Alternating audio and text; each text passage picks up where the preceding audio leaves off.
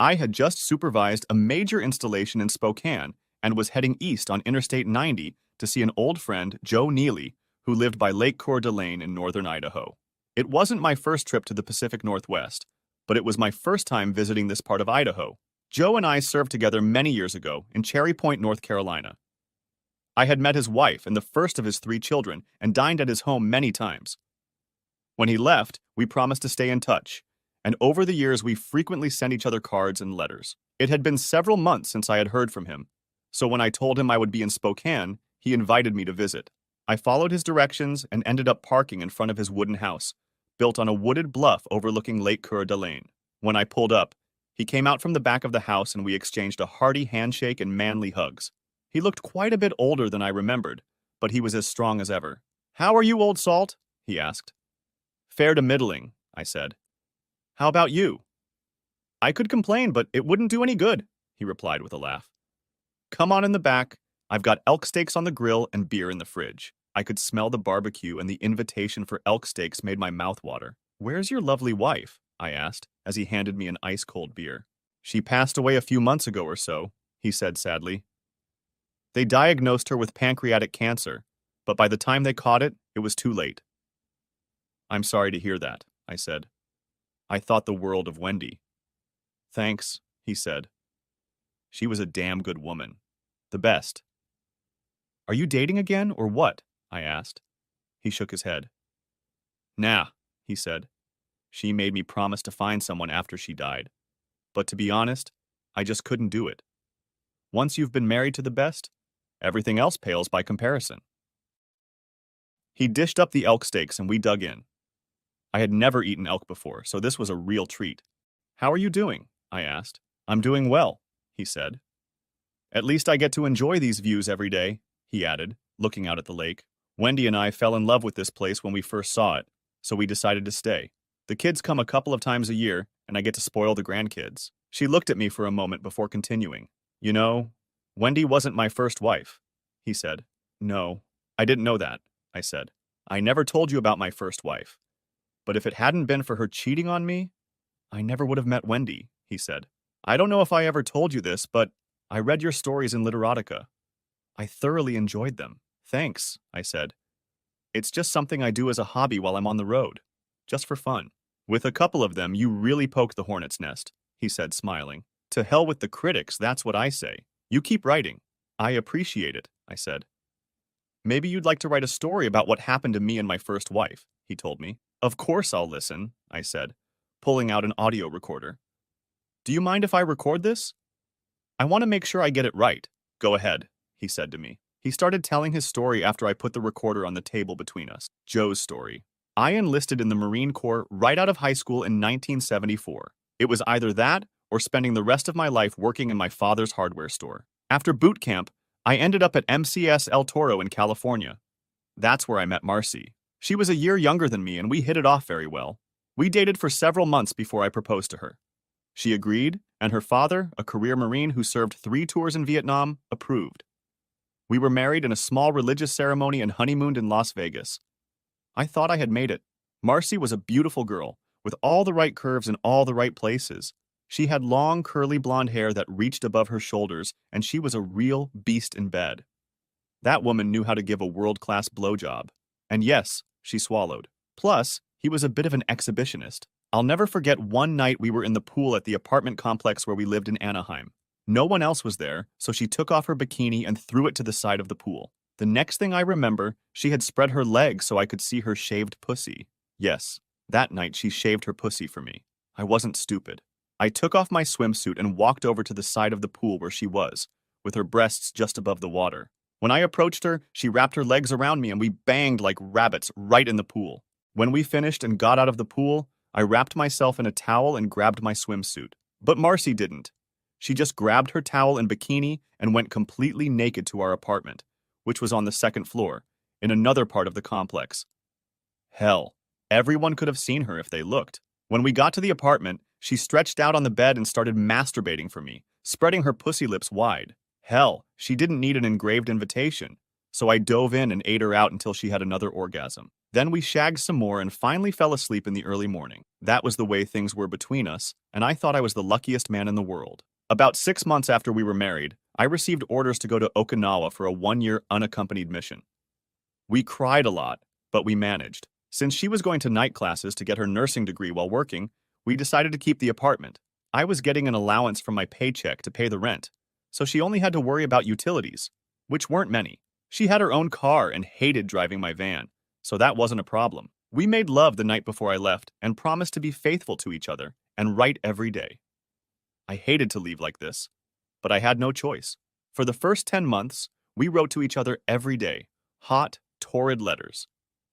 I loved receiving her letters, as she always perfumed them, and I always got a hard-on reading what she said she wanted to do with me. About 6 weeks before I left Okinawa, she told me that a friend of hers from school, Bridget, was going to San Francisco for a couple of weeks for a vacation, and asked if I could come. I thought it wouldn't hurt, so I said yes, as long as she kept writing me and told me how she was doing and where she was. He agreed and kept his promise for a while, but then the letters stopped coming. I kept writing, but received no reply.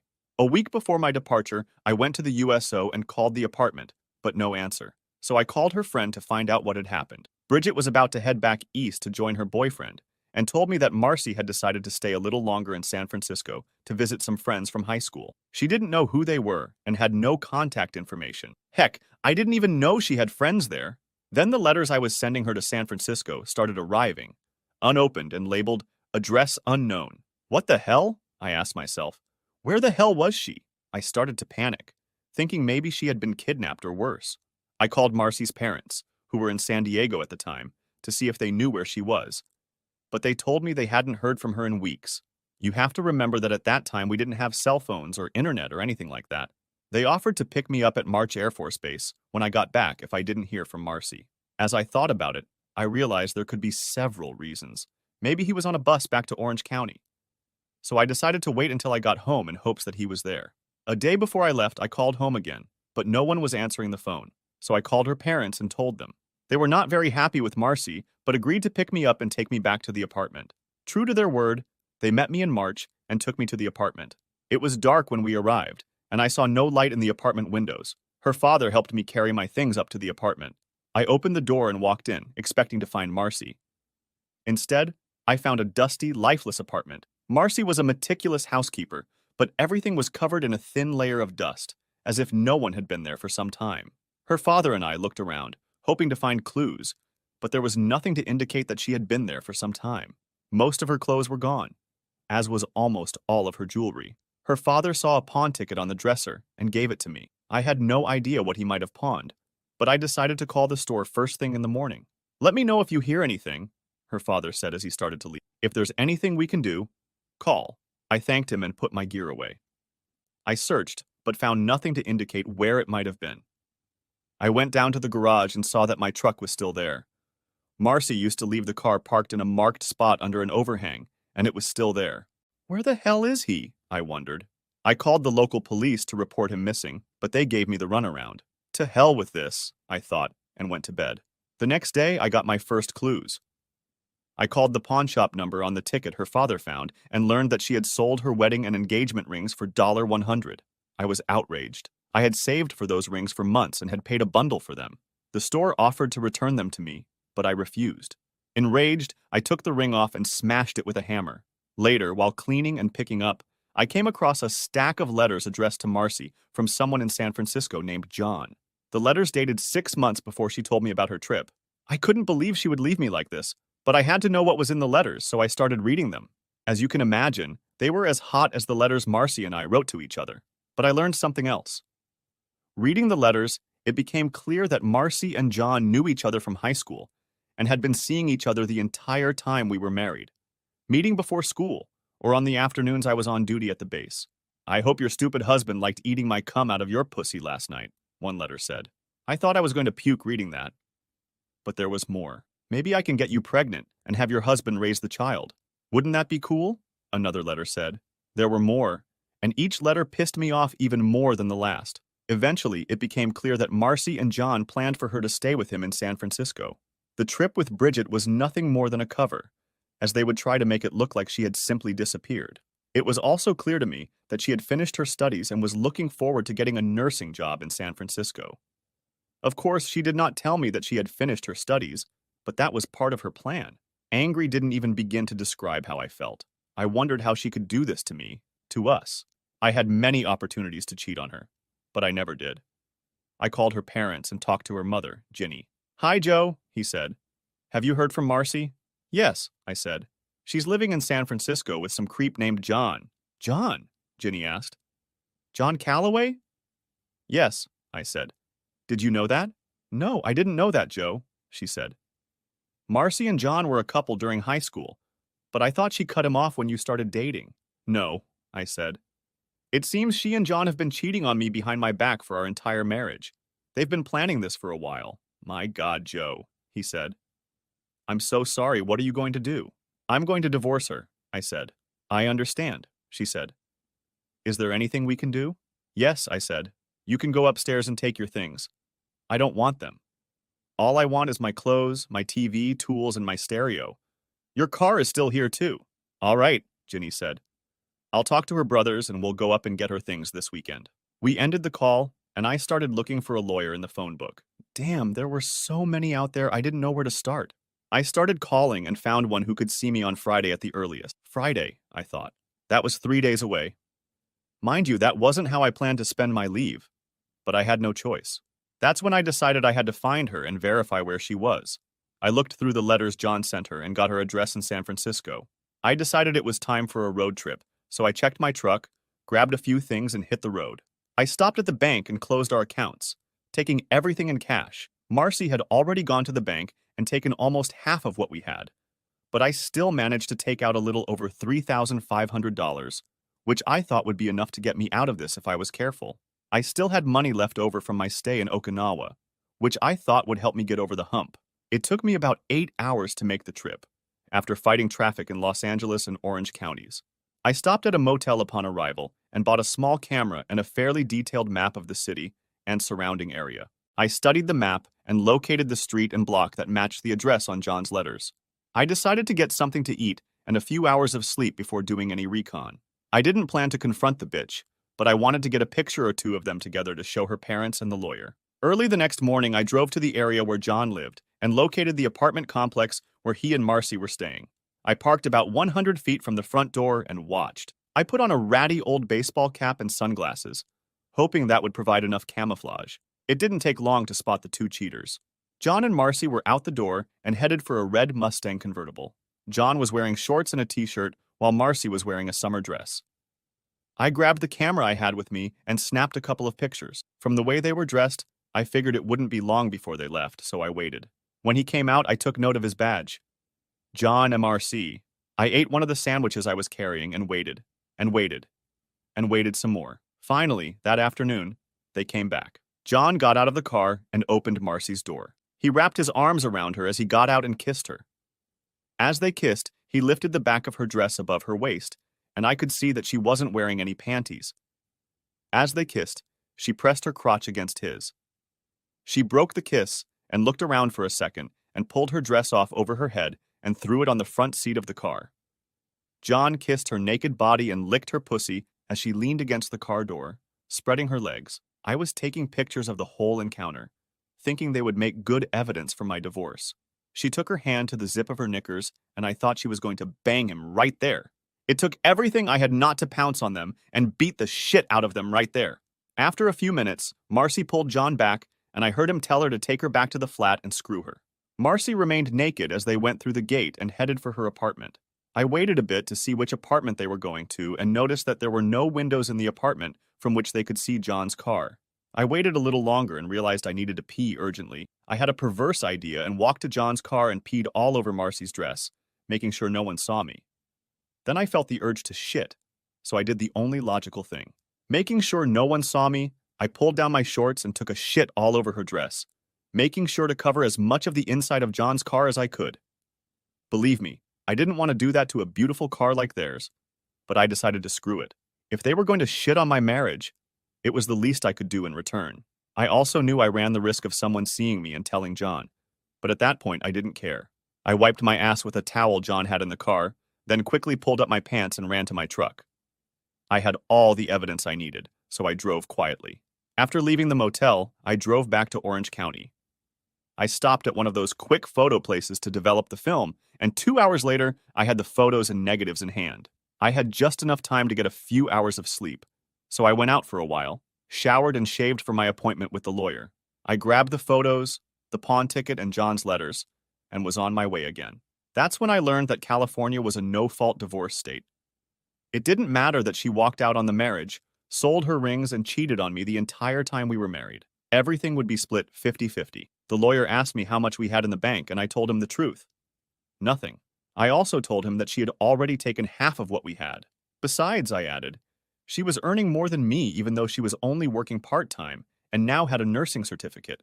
I showed her one of her pay stubs, which showed that her take-home pay was almost double what I was making before taxes. He warned me not to try to hide anything, and I explained that I had just returned from a year-long assignment in Okinawa and was headed for the East Coast, so I could not drop everything and run to court. He assured me that the law provided for it and that I would not have to appear in court in person. I gave him the address where Marcy and her lover lived and suggested that she be served there. The lawyer took down all the information and said that papers would be drawn up and she would be served in a few days. If all went well, he said, I would be a free man in 6 months. He gave me his card and asked me to call him when I had a good mailing address in North Carolina. I gave her a cash advance and left. When I got home, I went to the apartment management office and told them I planned to leave Monday morning. I then scheduled the utilities to be shut off and set about packing and cleaning. When Marcy's family arrived Saturday morning, they emptied the house and took Marcy's car to San Diego. What's wrong? His father asked before he left. I pulled out the pictures I had taken and John's letters and showed them to him. His face went white. That stupid one, he said. I'm so sorry, Joe. I thought I raised her better than this. You didn't do anything to hurt them, did you? No, I said. I wanted to kick the bastard in the balls, but I didn't. I figured she wasn't worth going to jail for. No offense intended. But I did do some work on his car. He looked at me funny. What do you mean?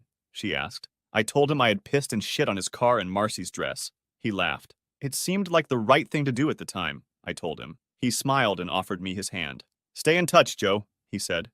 You'll always be welcome in our home. Thank you, I said. Finished for the day, I went out for a beer and a burger, then came home and tinkered on the floor, since everything else was gone. That Sunday, I finished cleaning the house and loaded up my truck. I didn't have much, just my clothes, my TV, the stereo I bought in Okinawa, and my tools. When I had everything securely fastened, I put the top on the truck bed.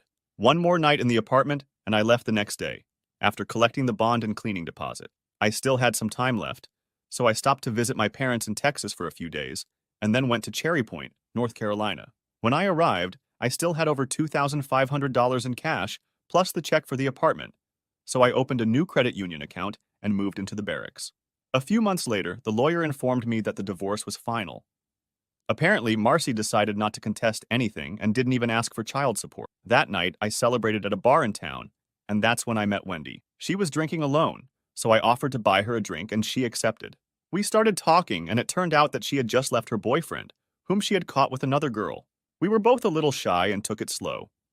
But after a few months of dating, we fell in love with each other, and one night she cornered me. Do you like to eat pussy? She whispered in my ear as we danced. At first, I thought maybe she was drunk. As a matter of fact, yes, I replied. Then take me home and show me, she said. I looked at her for a moment and she handed me her panties.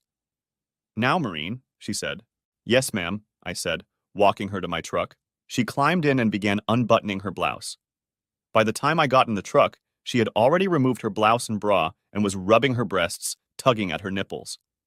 She smiled and spread her legs to show me her wet pussy. I wasted no time in driving her home. We made passionate love for hours. When we finished, he raised himself up on one elbow and looked into my eyes. You know, I'm strictly a one-man woman, she said. And I'm not going to tolerate cheating. I'm strictly a one-woman man, I told him.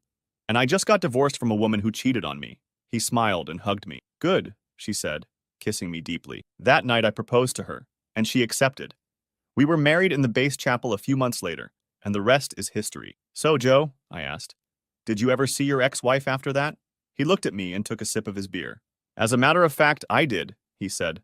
His father retired from the Corps about 10 years later and was opening a gun shop. He invited Wendy and me to celebrate with him and his family, so we did. I was stationed at Camp Pendleton, so we weren't too far away. By then, we had 3 kids, so we hopped in the SUV and headed that way. He took another sip of beer. She was there alone. Turns out she caught John cheating on her with another woman, he said. She looked awful. I think she must have put on about 100 pounds since I last saw her. She saw us together and freaked out.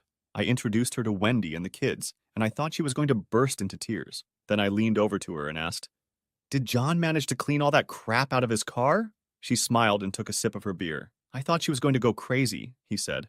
"Was it you who did that?" she asked me. I told her, "I'm not going to say anything," and left. "Did he ever apologize to you or explain why he did it?" I asked him. He shook his head. "No," he said. "She never apologized, and I really didn't want to hear her bullshit excuse.